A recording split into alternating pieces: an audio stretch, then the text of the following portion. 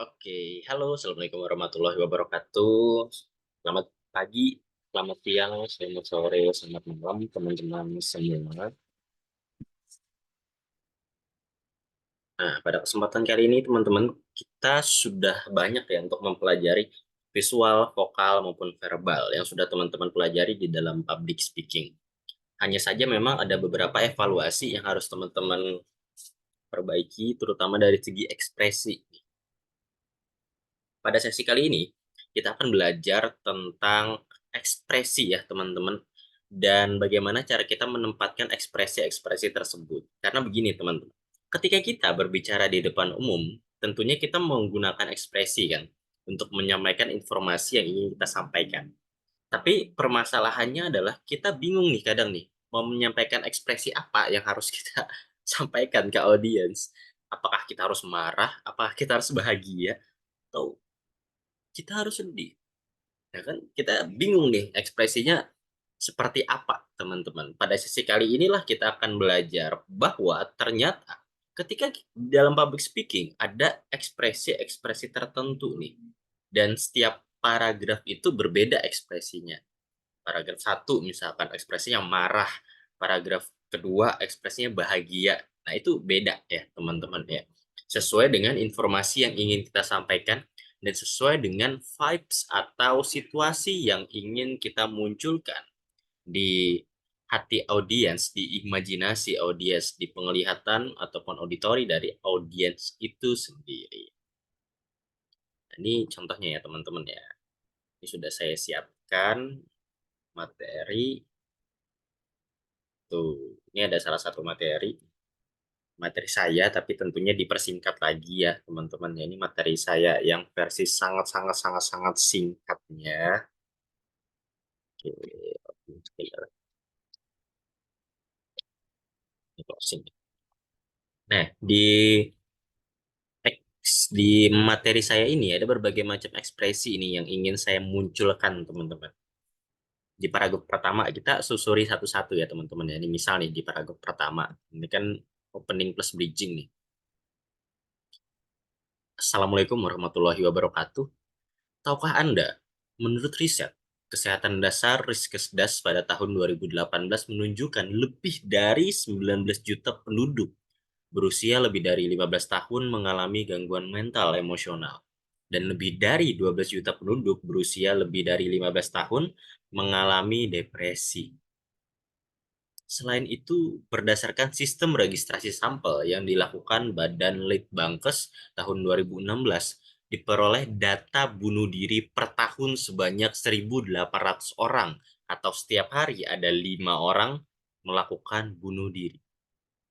Serta 47,7% korban bunuh diri adalah pada usia 10 hingga 39 tahun yang merupakan usia anak remaja dan usia produktif.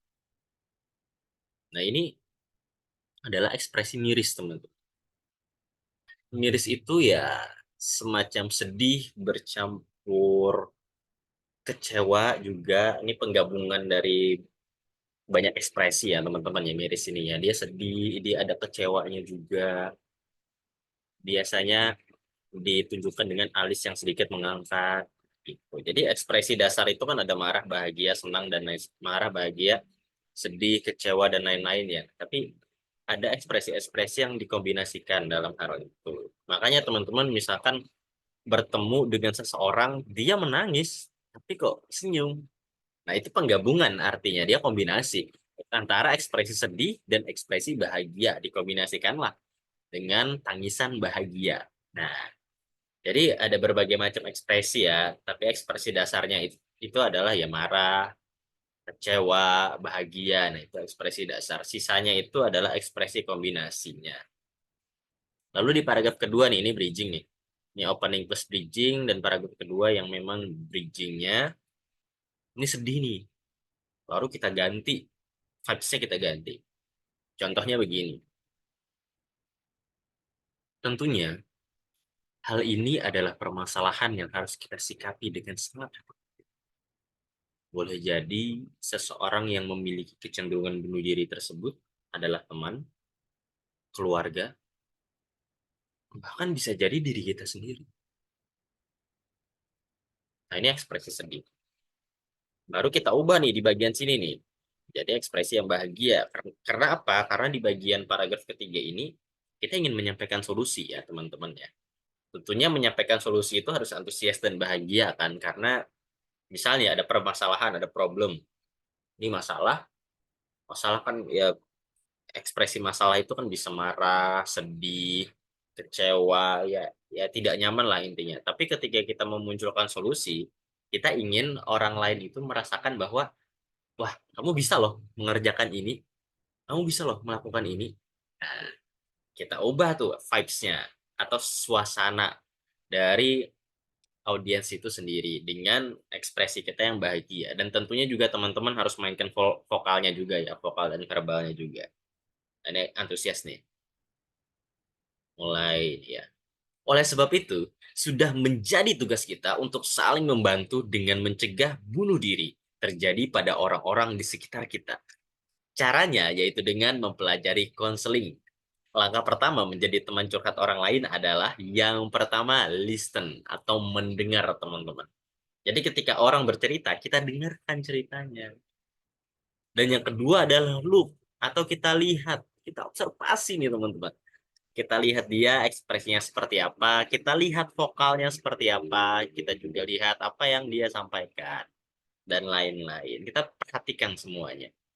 Dan yang ketiga adalah link atau hubungkan atau koneksikan. Jadi ketika teman-teman sudah mendengarkan apa yang dia katakan, teman-teman sudah mengobservasi apa yang dia sampaikan, dan tugas terakhir teman-teman adalah link, hubungkan. Teman-teman harus memahami ya, link ini adalah memahami apa yang dia sampaikan, baik secara visual, vokal, dan verbalnya. Ini adalah hasil, link ini adalah hasil dari listen atau mendengar, dari look, melihat, mengobservasi, nah hasilnya adalah link ini. Link ini adalah kesimpulannya. Hubungkan semuanya. Dan teman-teman juga harus menghubungkan emosi teman-teman ke emosi tersebut. Atau biasa kita sebut dengan empati, teman-teman. Jadi ketika dia sedih ya teman-teman harus belajar untuk memahami kesedihan dia juga. Gitu ya, dia sedihnya karena apa? Itu. Nah, ini antusias ya, bahagia ya, teman-teman. Nah, setelah ini baru nih kita ganti lagi nih emosinya nih. Vibes-nya kita ubah lagi nih dengan vibes yang marah nih. Setelah ini kan bahagia nih, langkah pertama menjadi teman curhat, bla bla bla bla. Baru saat kita sampaikan yang marah. Tapi permasalahannya teman-teman, tidak semua orang mampu menjadi pendengar yang baik. Nah, ini adalah hal-hal yang harus teman-teman ingat nih. Ketika teman-teman menjadi seorang konselor atau ketika teman-teman ingin mendengarkan curhat orang lain. Curhat orang lain itu jangan dibantah dan apalagi dipotong, apalagi teman-teman bahas hal-hal yang sifatnya sensitif. Contohnya, teman-teman bahas agamanya apa. Oh ya, saya muslim nih, misalkan nih, tiba-tiba datang non-muslim yang curhat, lalu teman-teman katakan, wah, ya kita agama kita beda, agamaku, agamamu, agamamu, nggak usah curhat sama saya. Ya itu teman-teman tidak akan membantu ya dalam artian atau tanda kutip. Teman-teman juga tidak boleh membahas ekonomi, penghasilanmu berapa, misalkan, dan lain sebagainya. Itu hal-hal yang sensitif ya teman-teman ya. Teman-teman boleh bahas agama ya dalam artian solusinya ya tidak masalah sebenarnya. Tapi teman-teman harus bisa menyampaikan bahasanya dengan baik agar tidak menjadi bahasa-bahasa yang menghakimi orang lain.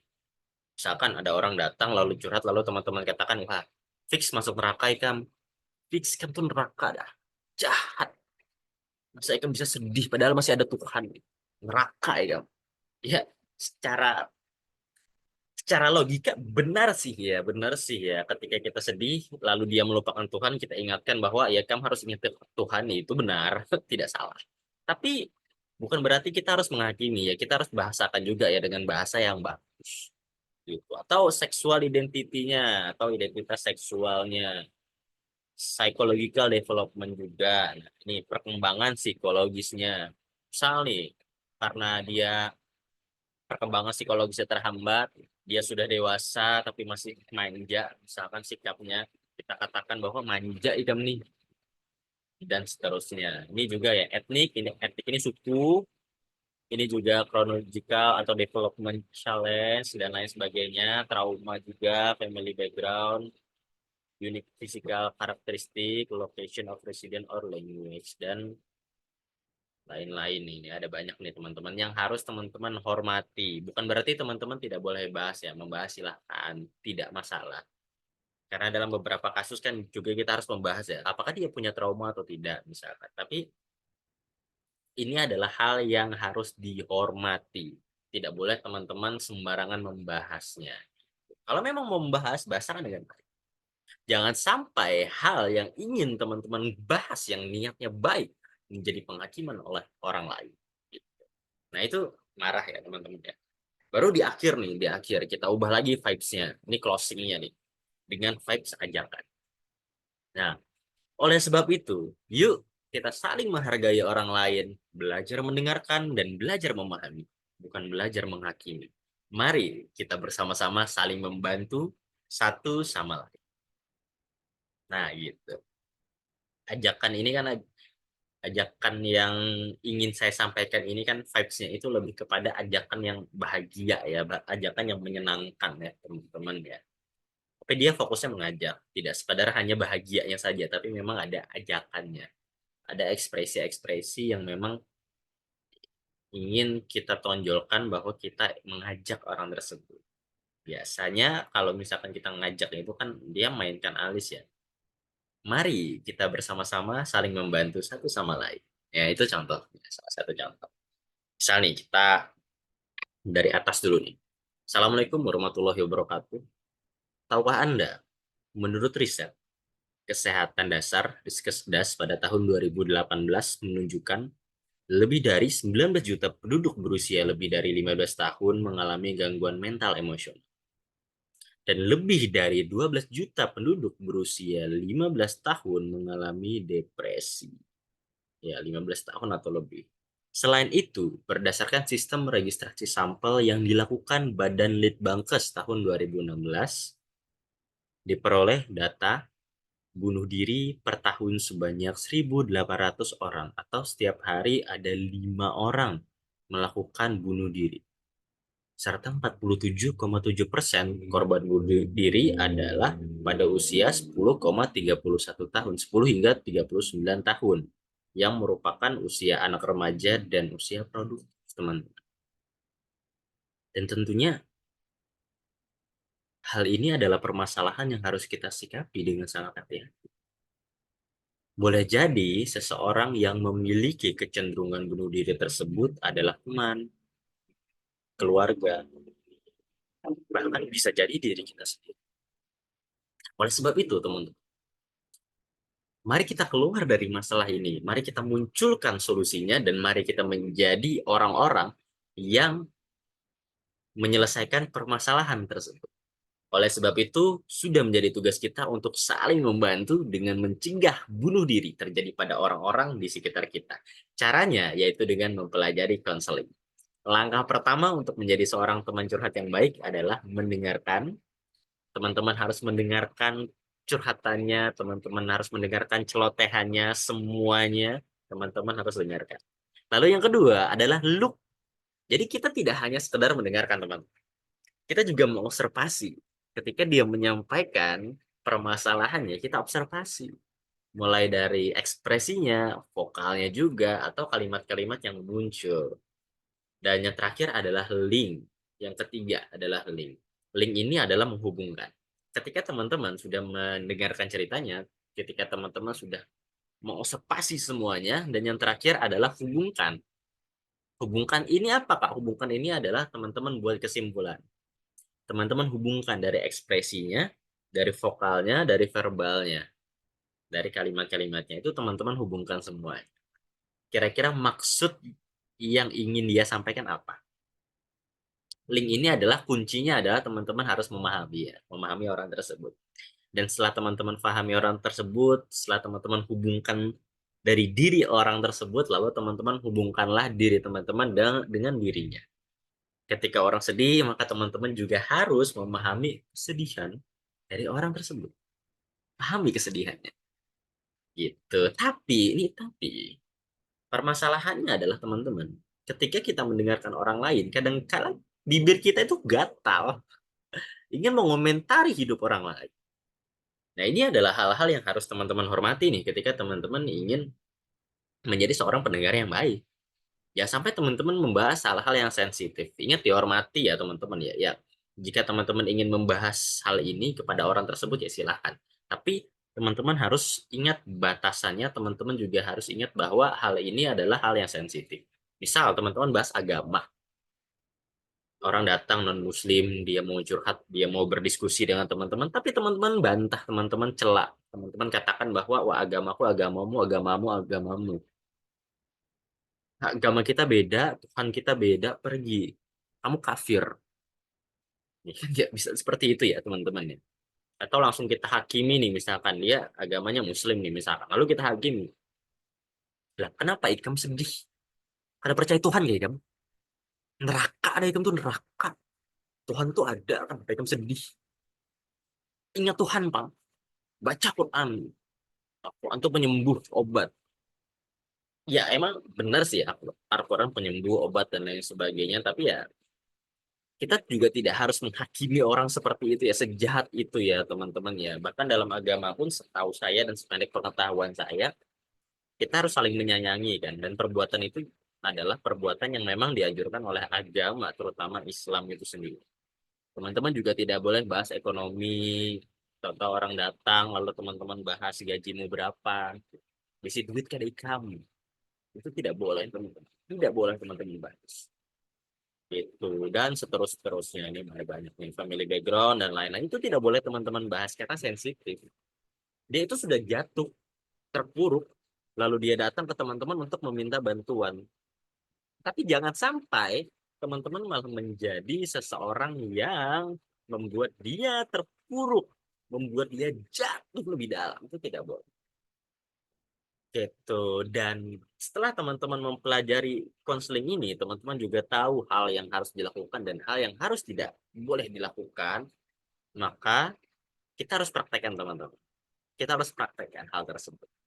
Karena sebuah ilmu yang tidak dipraktekkan, itu akan menjadi gudang sampah saja nih di otak teman-teman nanti.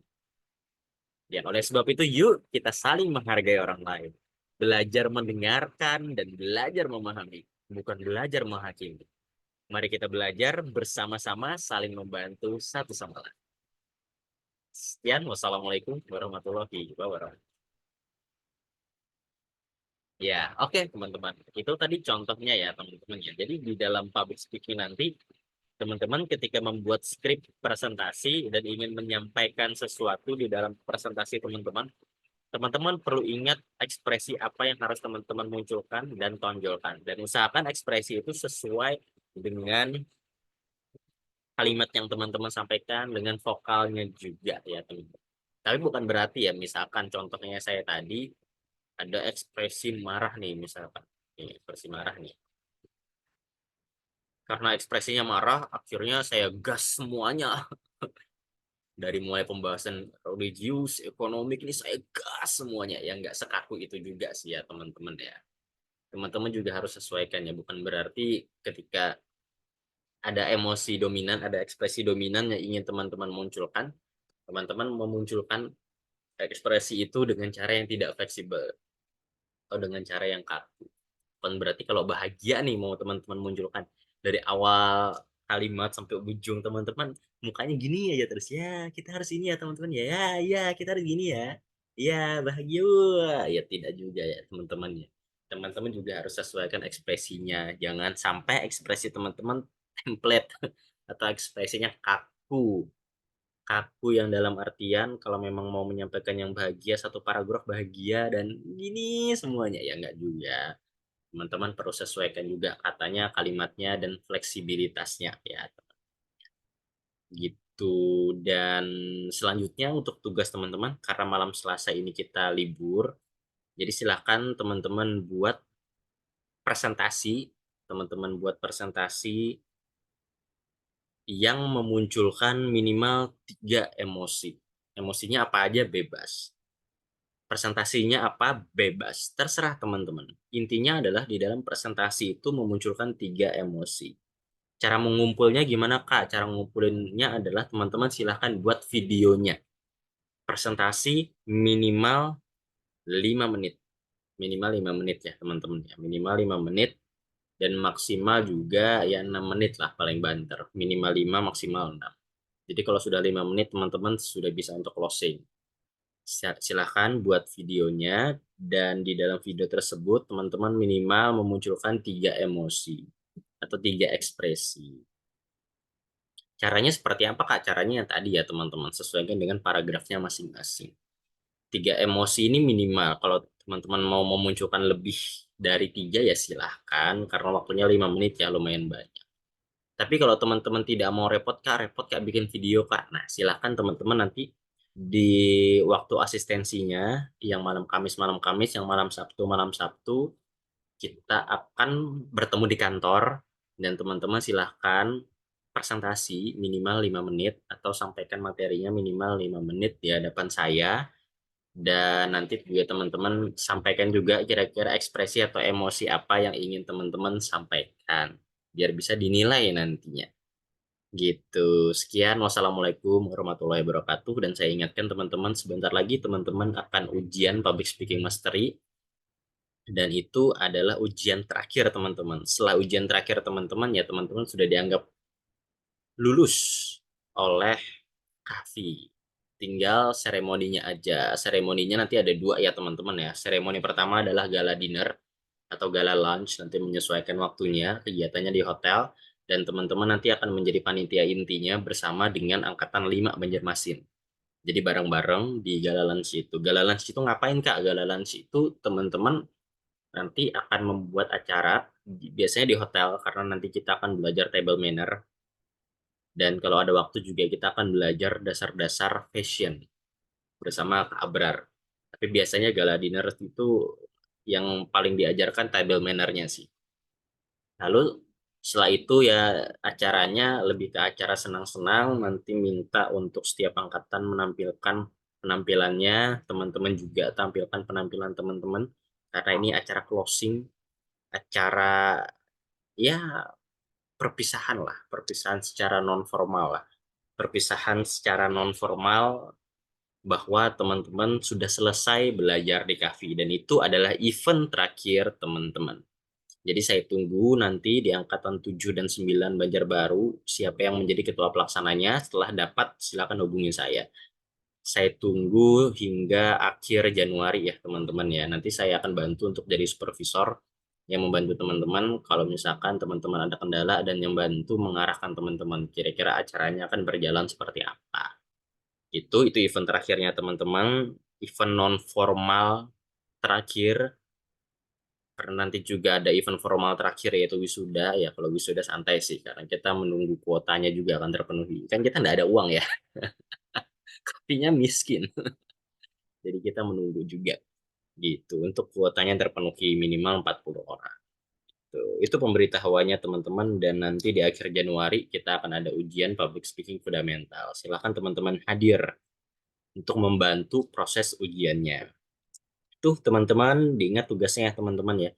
Teman-teman, saya ulang kembali tugasnya: menyampaikan materi minimal 5 menit dan maksimal 6 menit dengan ekspresi minimal 3. Ekspresinya minimal 3 ya teman-teman ya. Boleh lebih silahkan. Dan silahkan teman-teman tentukan. Waktu pengumpulannya adalah 1 minggu dari sekarang melalui video 5 menit. Tapi jika teman-teman merasa bahwa Kak, sulit Kak pakai video Kak, teman-teman boleh nanti di jam asistensinya untuk menyampaikan materinya langsung ke saya. Dan karena memang penyampaiannya langsung dan bisa langsung dipantau, jadi waktu penyampaiannya menyesuaikan saja, tidak perlu sampai 5 menit. 3 menit juga sudah bisa sebenarnya. 2 menit atau 3 menit juga sudah bisa diselesaikan kalau teman-teman langsung pengumpulannya. Tapi kalau video itu wajib 5 menit. Karena tidak langsung dan perlu banyak koreksi, dan teman-teman juga harus pro jam terbang. Kalau misalkan yang secara langsung dengan saya di jam asistensi itu 2 sampai 3 menit itu sudah tidak apa-apa, teman-teman selesaikan karena bisa langsung dikomentari. Itu teman-teman, sekian, wassalamualaikum warahmatullahi wabarakatuh. Selamat berlibur dan sampai jumpa di pembelajaran berikutnya. Thank you.